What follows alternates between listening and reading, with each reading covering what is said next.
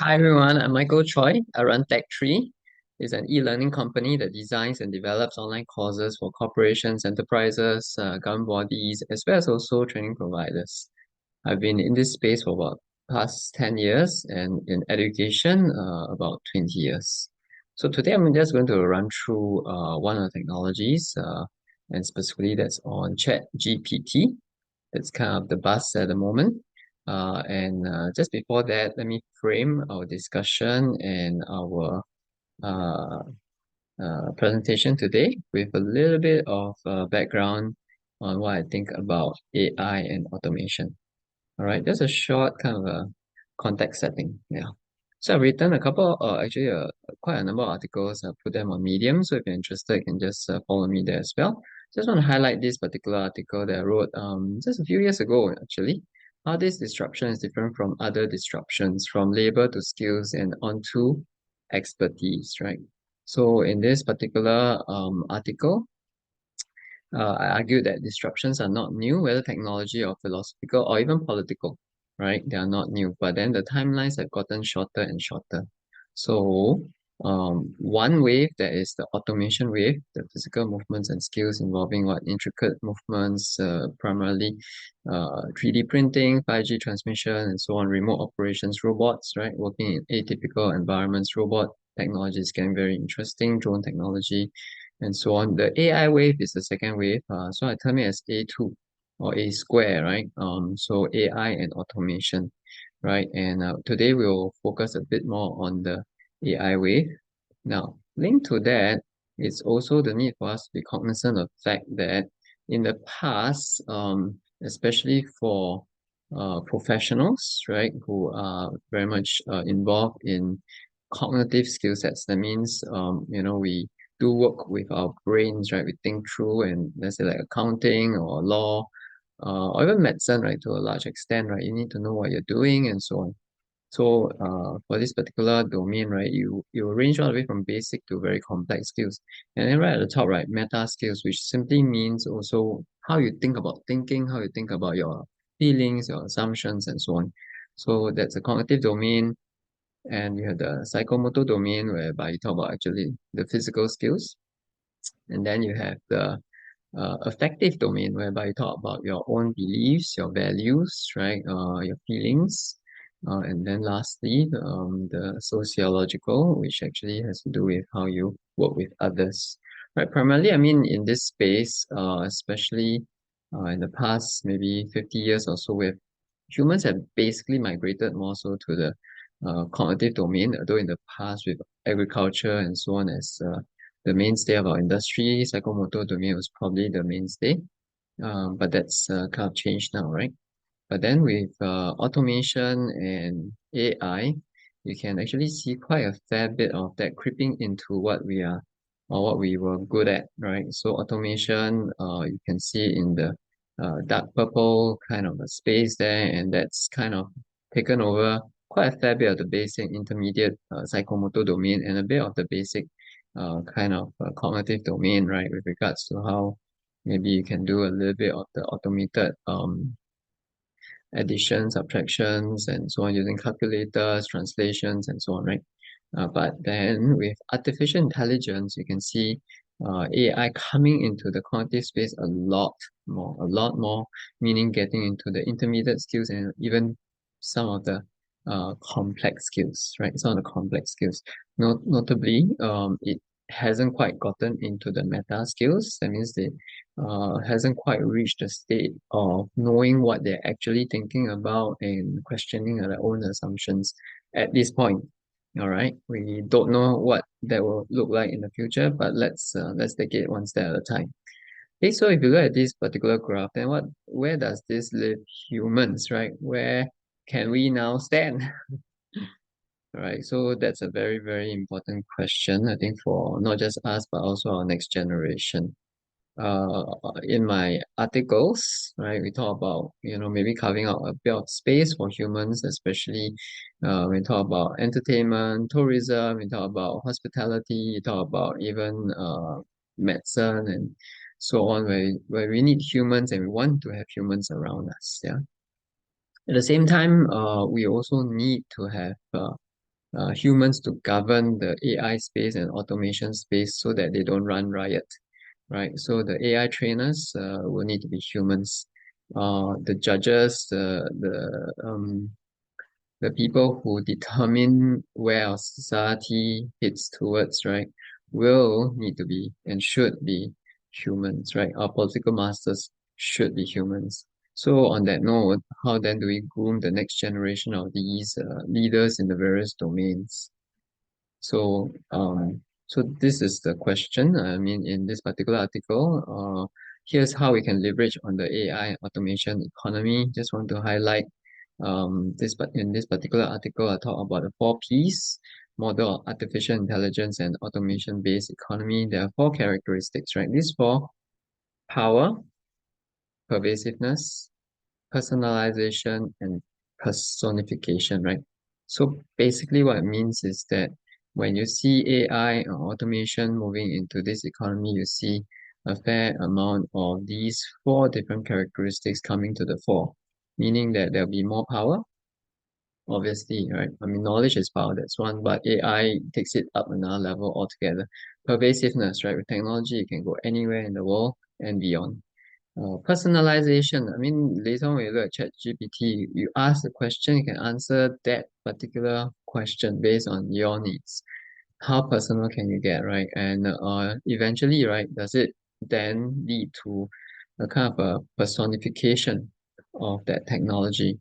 Why or why not, right? And eventually you see these four P's coming to the fore when AI and automation becomes the mainstay in our economy. Okay, that becomes interesting. At the same time, also, these four P's also kind of force us to take a closer look at our own roles, whether we can be involved in driving some of this personalization aspects, right? As well as the personification of the AI, right? How do we train the AI, for example, so that it meets our needs? Okay, so that's kind of forms the frame of what's our discussion is today. So I'm taking you over to ChatGPT, right? So this is a website. Um, this version 3.5 launched in November 2022 by OpenAI.com, and Microsoft has invested in this as well. So I'm just going to pose a few questions so that you just get a sight of how it works, right? So I've actually crafted a question earlier on, right, so that we save a bit of time.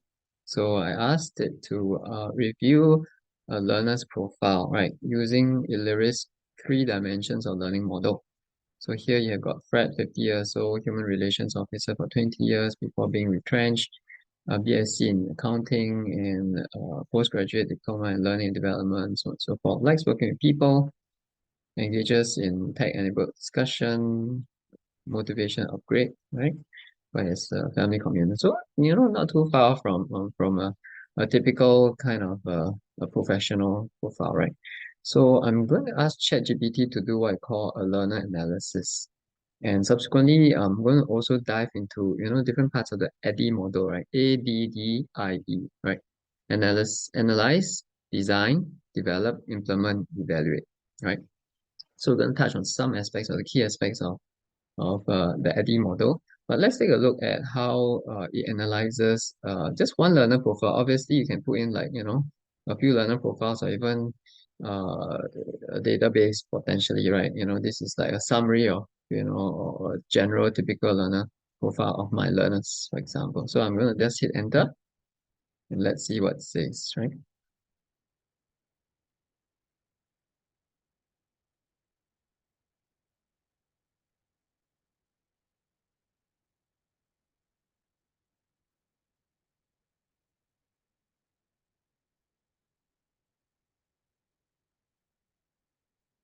Okay, good. Interesting, yeah, interesting because you can see that it has typically used Illyris three dimensions of learning model, although cognitive affective domains or dimensions, yes. It has used cognitive, which actually often we use sociality as the dimension or the name for this, yeah. But nonetheless, you can see it has picked up like motivation to upgrade, right? Which sometimes go into affective domain or dimension. But still, there's the element about the family commitments and so on. Okay, so that's interesting. Right, cognitive dimension, you can see has picked up the academic background in BSc in accounting, right? A postgraduate diploma as well. Acquire new knowledge and understand abstract concepts. Yeah, he also enjoys tech-enabled discussions. Okay, so suggesting his ability to learn and apply new technology. So this word suggesting is very interesting because there's a certain level of inference right here you can see in ChatGPT. Affective dimension, you can see also, so it also inferred the fact that Fred has been a human relations officer for 20 years, potentially enjoying working with people, interpersonal skills, right? And sometimes we put that under connective, right, or sociality. Okay, but nonetheless, again, you can see it has utilized and dissected quite a fair bit of what we put to it, yeah, and not a bad example, okay, of how you potentially can analyze learner profile. All right, let's push it a little bit more. I'm going to get it to coach me, right? So I'm going to ask ChatGPT, coach me on adult learning principles. Okay, so I'm setting a little bit of tasks, right? Okay, so it's giving me some key principles of adult learning, experiential learning, self-directed learning, relevance, collaboration, respect. That's interesting. Immediate application, right? Authenticity.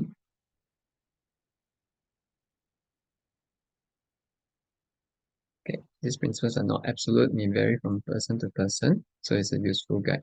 So it kind of sets a little bit of a boundary, right, around these principles and gives itself a bit of a backdoor, right, in case people quibble with this. But generally, I mean, you can see quite a fair bit of Malcolm Nor's adult learning principles here as well, right, in terms of yeah, immediate application and also a bit of that aspect of self-directed learning. Okay, so okay, I mean, not too bad. The fact that I can read this and understand a little bit more about adult learning principles, right?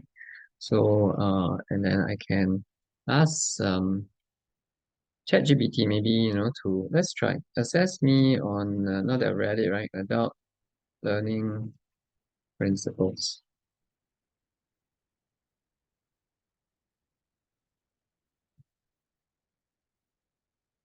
Okay. So it apologizes. It says as a AI language model, I don't have enough information. Okay, to assess you. So to assess me, I need to provide more detailed information about my learning history, goals, and experiences. So it refuses to uh, assess me, which is really interesting because it can say no. All right, it can say no, which is right interesting because you don't expect a machine to disobey your command. Sure. Uh, ask me three questions. Let's try it this way, right? About adult learning principles and see if I can answer them.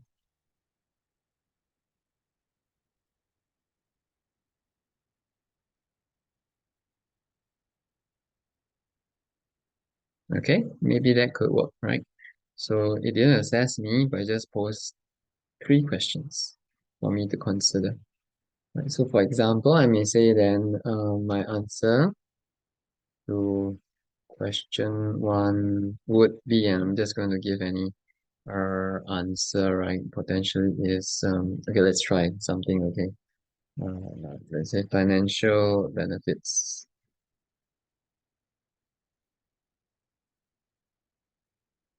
Most adult learners learn to gain employment or to be promoted into a higher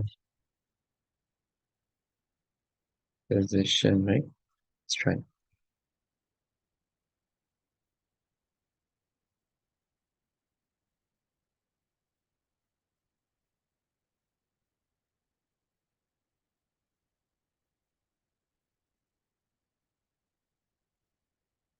It took a little bit of time, as you can see.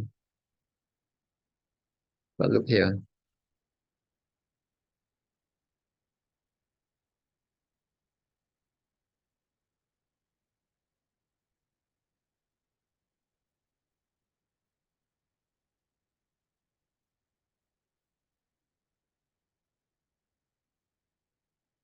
It's also giving me answers for questions 2 and 3. Okay, now let's unpack this a little bit more, right? So what does this mean? Does this mean for us when we look at how, right, looking at these 3 questions? Note that I just answered question 1, but first up, right, just first up, that's a great answer. Wow, it can motivate people, it can complement people, right? That's amazing, yeah. I don't know about you, but to be complimented by AI feels strange, but still feels good, right? So regardless, right? So I feel good. Financial benefits are one of the key motivators for many adult learners as they are learning to improve their financial security and career advancement. And you can see that his answer or its answer, it's a lot more layered, more tiered, right? Financial security, career advancement. I mean, these concepts are much, much better than what I just put in, right? Just a cursory kind of a cursory talk. But more importantly, without me asking, it also put up two more answers, right? So answers to question 2 and question 3. If you note them, how would you prefer through self-directed study or through interactive collaborative, right? So I prefer both. Okay, and how do you believe your past existing knowledge can be applied? So here you mentioned as real life examples to illustrate new concepts and ideas. So it asks the question and it answers its own questions. And it also provides me with a sort of model answer, right, in case I am lost or I got it wrong. So there you go. Right. So ChatGPT actually has to some extent assessed me, even though at the start it kind of apologized for saying that it cannot or should not assess me. But through this mode, actually it did assess me, right? And it has given me some feedback right here, as well as provided other model answers. Okay, I'm just gonna push it a bit using the error-based learning approach, right? What do I mean? Okay, so I'm gonna ask it to insert errors into the course above concerning adult learning principles. Let's see. Uh, I can spot them later. Okay, so this is really tough, right? Because I'm telling it my intentions, right? My intent is to spot the errors later. So play a game with me, essentially, right? So put those errors in and see if you can spot them, right? Oh, okay, so that goes against, okay, so that becomes interesting. All right, no problem. Let's try again, right?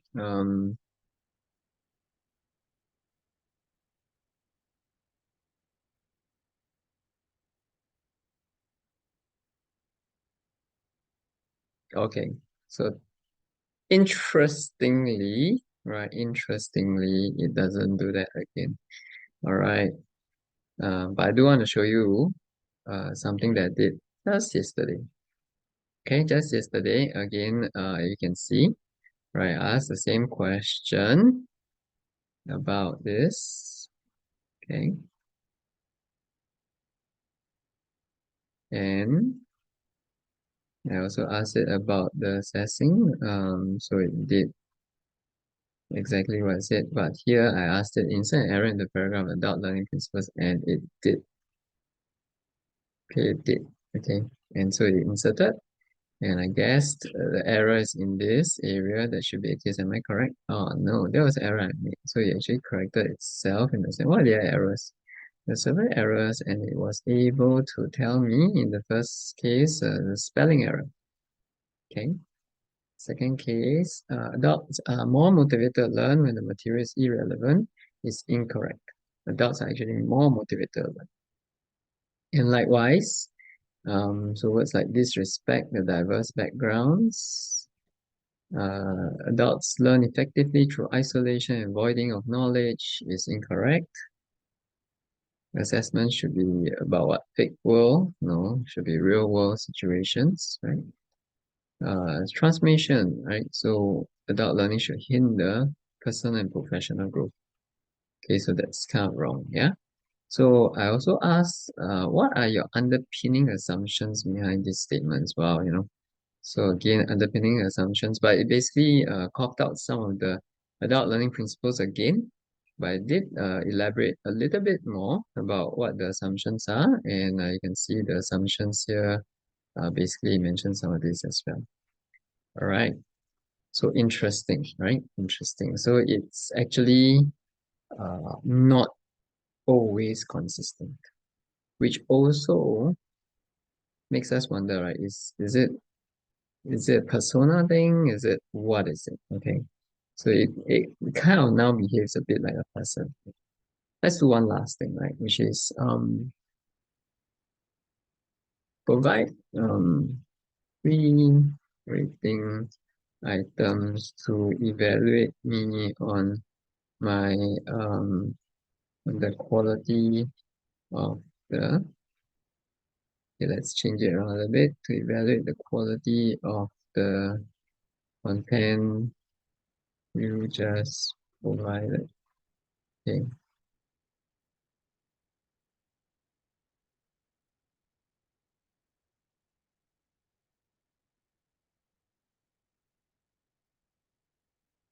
Okay, so in the ADDIE model, ADDIE, E is actually under which is stands for evaluation, right? And here you have actually three possible rating items that you can use to rate the quality, right, of the learning and so on, whether it's relevant, accurate, and clear.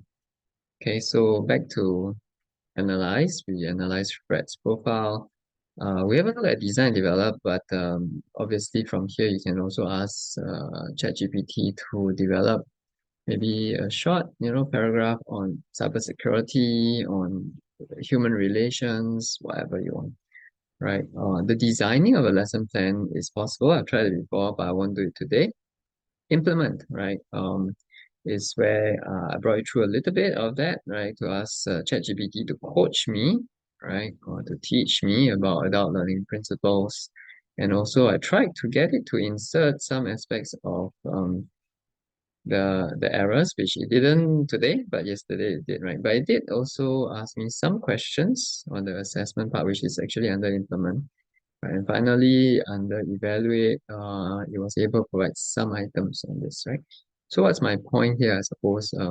From today, I think it's also interesting to see how, whether it's adult educators or teachers, whoever you are in the education space, especially, key question is whether we can utilize leverage on ChatGPT to supplement our work, to drive this a little bit better.